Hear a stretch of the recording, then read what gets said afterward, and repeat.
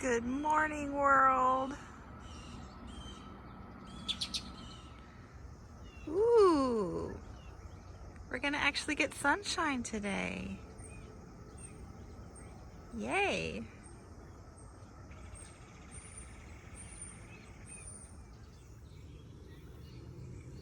Oh, so pretty. So pretty.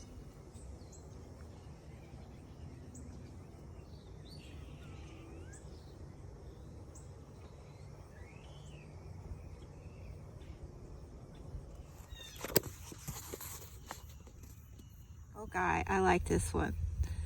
Barbaric customs. The British conquerors were cross-eyed with astonishment. They came from a civilized nation where women were the property of their husbands and owed them obedience as the Bible insists. But in America, the world was upside down. They suspected the Iroquois women were libertines. Women had their own opinions and their own possessions. They had the right to divorce and could vote in community decisions. Husbands did not even have the right to punish the women that belonged to them. The white invaders could no longer sleep in peace, for the customs of the pagan savages might prove contagious. What do you think about that, guy? That's a good one, isn't it? Yeah. Oh my gosh. Chocolate, ancient drink of the Indians of Mexico, provoked mistrust and even panic among the foreigners from Europe. Physician Juan de Cardenas proved that chocolate caused flatulence and melancholy, and the foam impeded digestion and provoked terrible sorrows in the heart.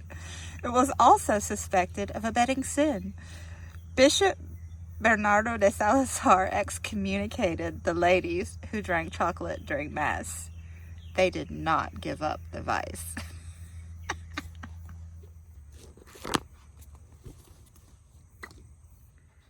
Are you watching the butterflies out the window? Yeah? That's a nice view, isn't it? Mama's got to rip out those zinnias soon. Like today. Oh, it's so cute. Hey, so sorry I kind of fell asleep a little bit last night, so you know. Here I am. Yeah, I've been waking up at 5. I had been waking up at 5 all week. Some of it was the cat's fault. Some of it was my fault. I think it's the time of year. We're getting close to setting the clocks back. So maybe it's getting lighter. There's a butterfly. Anyway, it's getting lighter in the morning. I don't know. But so last night it finally caught up with me. So I went to bed at 8:30. Oops. And managed to sleep till 6:30 when Pico finally had enough and started yowling at the door. So yeah. What else? Oh, you will be pleased to know that I had tuna fish and carrots and an apple for lunch. I had to make up for that party I had in my reading chair last night. Oops. What else? I've had no chocolate today. It's noon though. I told myself I'd have to wait till at least noon before indulging in the sugar. It's noon though. Anyway, I am still halfway through this one. I haven't done anything that I've listened yet this morning, so I will update you later in the day. I'm kind of hoping to finish these 3 that I have started by tomorrow. That's my plan. So be prepared. There'll be a to be continued at the end of this vlog too, I think, because I think I'll vlog again tomorrow to try to wrap up these 3. Neighbors are busy today too. It's just a gorgeous day. Everybody wants to be out and about. I am on page 50 of this one, which, you know, these are the little flash fiction, I think. I think I called it poetry in yesterday's vlog, but I think it's more like flash fiction. But I just love his work. He is such a well-read, well-researched, he's like a Renaissance man, you know. He just knows about so many things. And you know, this is the last book he wrote, so you know, that's interesting to think about as well. And then I am on page 100 of Aftershocks of Disaster. So this is about Hurricane Maria that hit Puerto Rico in 2017. Yes, Maria. It was Michael that hit my hometown. It's been really interesting to, as I'm reading this, to reflect back on all of the hurricanes that I've experienced in the States. And growing up in Florida, I've experienced quite a few. And just the difference in the response. Yeah. I think Christina that hit New Orleans was somewhat similar. But it's just really sad to think about communities that need the resources the most are the least likely to get them because of politics. Anyway, this book has been really great thus far. Like, the first 2 chapters were kind of introductory and a little academic, and I wasn't sure, but then it's really varied as it's gotten into the essays.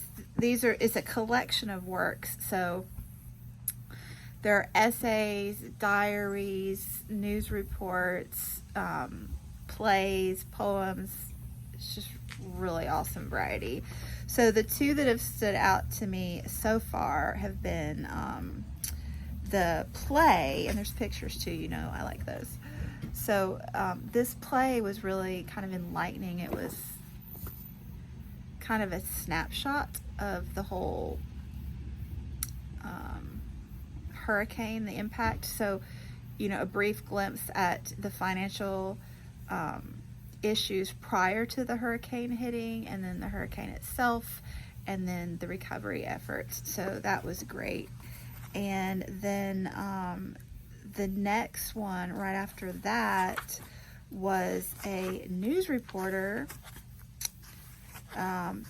talking about there was only one radio station that could transmit to the whole island left after, you know, talk about the communications breakdown, and this one tiny AM station was able to broadcast to the whole country, and how all of these reporters like banded together to help them. And she introduced it with this individual story of a woman who was escaping domestic violence with her daughter right as the hurricane hit, and you know, her asking the station for these resources that she needed, and how some nuns just drove through the night to go pick her up and take her to a safe house, and how some Protestant church brought the resources she needed the next day.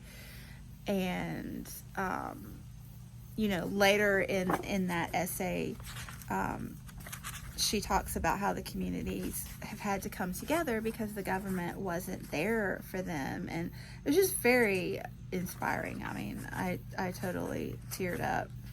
And then the next one as well, I think there was a quote in there I wanted to read, so I will find that and read it. And then I think I need to make a to-do list because I need to do a lot of things. I think I sat around playing all day yesterday, which was lovely, but yeah, I gotta get some things done today. So yeah, let's go. I mean, never get tired of watching the wind blow through the leaves. Such a lovely sound. It's been said that Maria confronted Puerto Rico with its ugliest realities, with parts of our own selves we would have never wanted to see. It made visible the supposedly hidden poverty, hidden, that is, for those who don't want to see what doesn't fit their beliefs about who they are. The hurricane unearthed colonialism to its most rotten and despicable core. It showed how alone we are as a society and as a people. It revealed the nakedness of our government institutions and bloated agencies that, despite their enormous budgets, proved unfit to deal with a catastrophe of this magnitude. And above all, it revealed the defenselessness and the abandonment of the most vulnerable sectors of our society. It haunts me that Maria unveiled not only the physical and visible aspects of that vulnerability, but also the mental and spiritual solitude that people experienced. This is why it was so hard for many of the people in Puerto Rico to recognize that they had been abandoned and discriminated against. We had been indoctrinated for generations with the notion that there would always be a father figure there to protect us, be it the colonial government of Puerto Rico or the almighty Americano. These notions had been hammered into our minds since the dawn of the U.S. invasion more than 100 years ago. In the moment of truth that Maria thrust upon us, we were left with very little to show for all that we were made to believe for more than a century. Ooh, I thought I'd show you my school mail. I have the 4th grade edition that I got at a conference a couple years ago. I really like these. So they're just one sheet of information, infographics, with the pictorial representation and everything. And then on the back is just a few questions from the information on the front. And I like them because I can use them with, any grade level. Like the 4th grade one I've used with my high school kids because the graphics aren't babyish, so, and the questions aren't babyish. They're just, minimalized. And so the way it's presented, I can give this to one of my ESL students who, doesn't know much English at all, and they can still find some of the answers and learn how to find answers. And yeah, so I got these for my centers at the elementary school, and I might use them with my high school kids too. But they're plastic, not plastic, but they're laminated, I guess, sort of, so that you can use dry erase markers on them. So they are perfect. So I pull them all out of the book so you can't tell what grade level they are. And yeah, just put them in my centers and use them there. So yay. Okay, there we go. The have-to list, the need-to list, and the want-to list, with the room to add to it if I think of anything else. Okay, high noon, we must get started. The chocolate. Look, finally, we have a new baby leaf on this plant. Yay. Is it nap time, guy?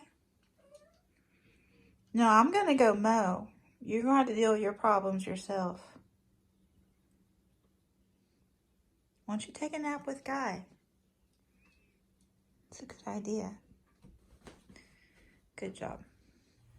Look at those skies. Oh my gosh. So yes, me and the reading women, we're gonna get mowing. Gotta start with the have-tos first. I gotta pick out washi tape for October to go with my cute new foxes. Ooh, that one for sure. And that one. Let's see what else we can find. Look at that. That's nice, right? Look, I even have a little Red Riding Hood. Oh, so cute.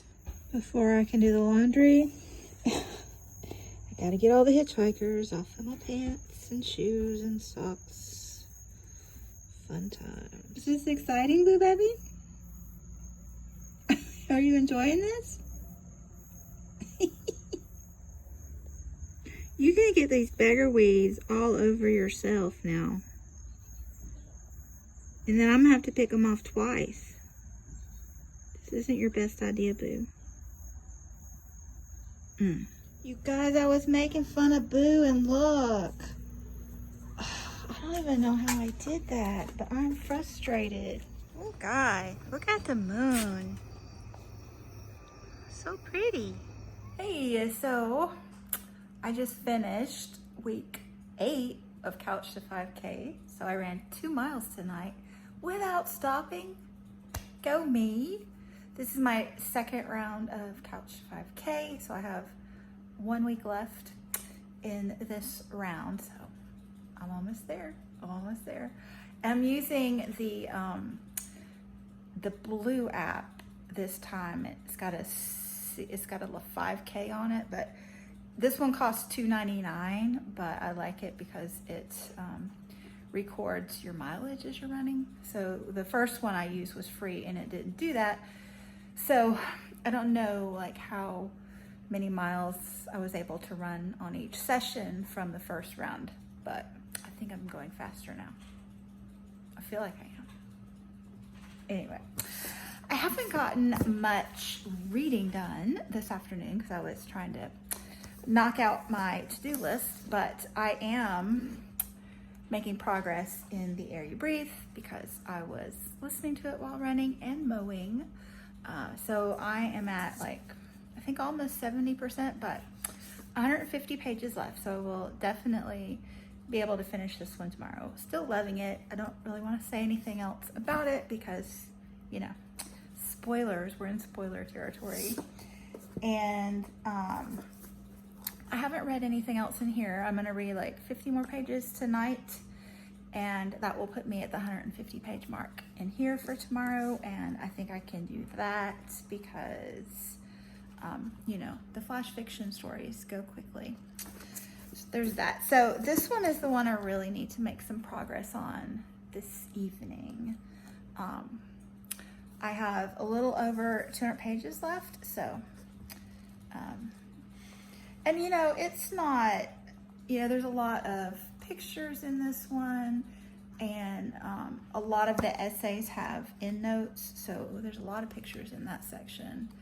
So yeah, I think if I make some good progress in this tonight, I think I can finish all 3 of these books tomorrow for the Latinx readathon. So yay.